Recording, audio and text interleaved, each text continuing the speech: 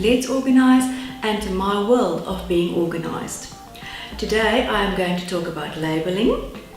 I've mentioned it so many times that labeling is imperative to stay organized.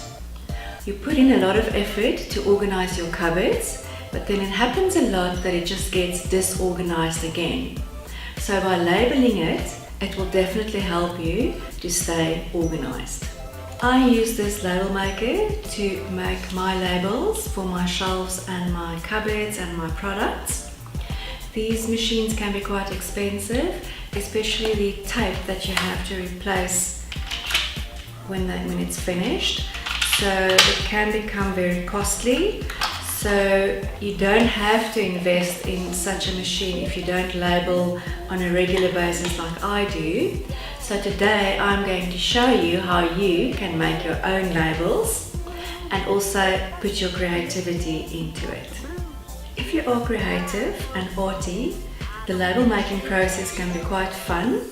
You can use your creativity to come up with any wild ideas on how to label.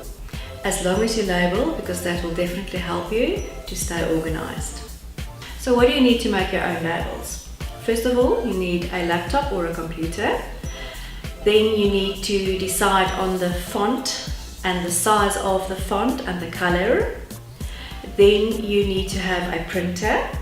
You of course need printing paper, and then you need some contact that you will use.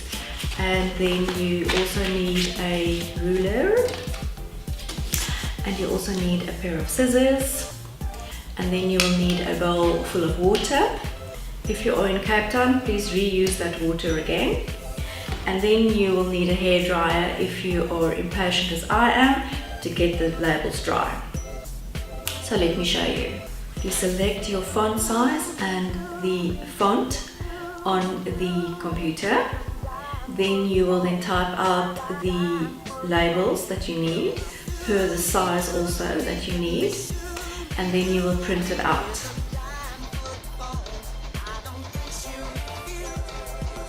Once printed, you will then cut out the labels.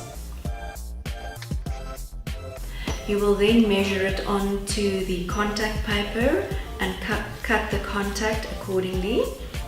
Then you will peel off the contact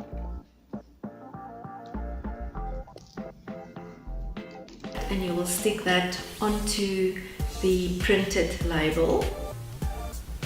If you struggle to get the paper off from the contact paper, you can score it. It will give you then some leeway to pull the paper from the contact.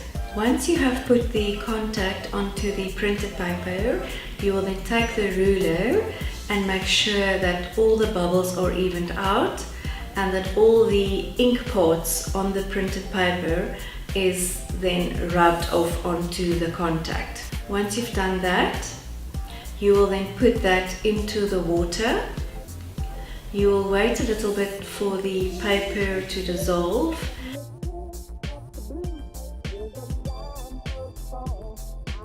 And then you will literally rub it off with your hands until all the paper has been removed.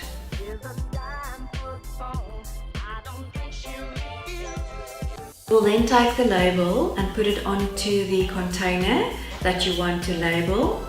Make sure that you put it on straight and that everything is evened out. If it's skew, you can put it off quite easily and just put it back on again until you're happy with how it is positioned. And then you can take a hairdryer to just dry the label, and then voila, your labels are done. And then you can stand back and look at your artwork. I'd love to hear from you on how you label your products and your shelves and your cupboards. I would love to see your creativity, so please share that with me. If you've liked this video and found it useful, please press like, share and subscribe. You can also follow me on Instagram and Facebook. Happy organizing!